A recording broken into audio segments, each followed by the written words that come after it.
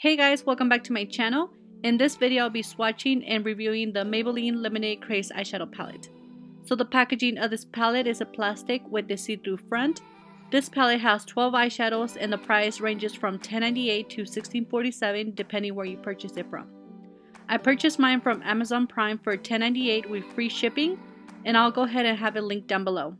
On the back it has information about the palette along with 3 tutorials. There's a mixture of mattes and shimmers. I would say 8 are mattes and 4 are shimmers. Main squeeze was very flaky the first time I swatched it. Once I passed the first layer, it got creamier, but it's more on the glitter side compared to the other shimmers in the palette. Lemonade Craze was patchy when swatched. I wasn't surprised because I usually see that in yellows. Other than that, the palette performs really good, especially for the price. In my opinion, this palette would be perfect to use during the summer. I also didn't know that this palette was actually a scented palette until I looked it up online.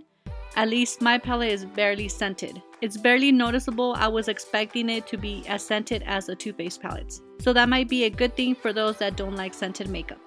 So I hope you guys find this video helpful. Let me know what you guys think, and I'll see you guys very soon on my next video. Thank you guys so much for watching.